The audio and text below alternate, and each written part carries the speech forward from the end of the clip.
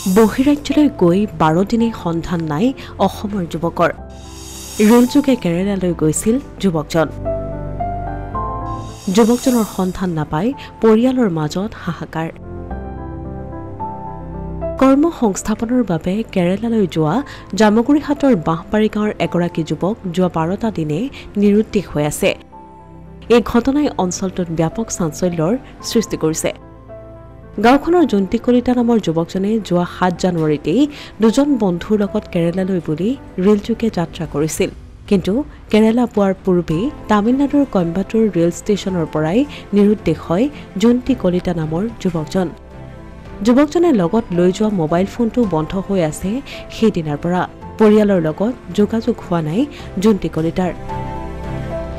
বৰ্তমানলৈকে ফোনযোগে নোপোৱাত এতিয়া চিন্তিত হৈ পৰিছে বহিৰাজ্যত নিৰুদ্দেশ হোৱা যুৱকজনৰ পৰিয়ালবৰ্গ ভাইটি কেৰালালৈ গৈছিলে কেৰালালৈ তামিলনাডু কম্বাপুৰ নামৰ জেগাখনতে তেওঁ তাৰপৰাই তেওঁ মানে কোনো মোবাইলৰ যোগাযোগ কৰিব পৰা নাই আজিলৈকে যোগাযোগ হোৱাই নাই আৰু আমিও মানে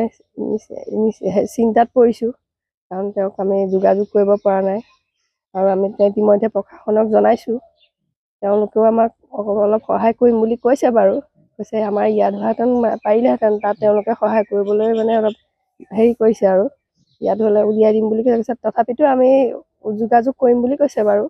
কিন্তু মোৰ ভাইটিক যদি কোনোবাই তেনেকুৱা ব্যক্তিয়ে যদি পায় তেওঁলোকে আমাক জনাব লাগে 7 তাৰিখে গৈছিলে আমিও এতিয়া বহুত চিন্তিত পৰিছোঁ তেওঁক পোৱা নাই কোনো যোগাযোগ নাই অকলে নহয় 3জন গৈছিলে 3জনৰ ভিতৰত 2জন নাইকিয়া হৈ আছে এজনক ইতিমধ্যে পোৱা গৈছে কৰ্মসংস্থাৰ কাৰণে গৈছিলে এতিয়ালৈকে কোনো যোগাযোগ কৰিব পৰা নাই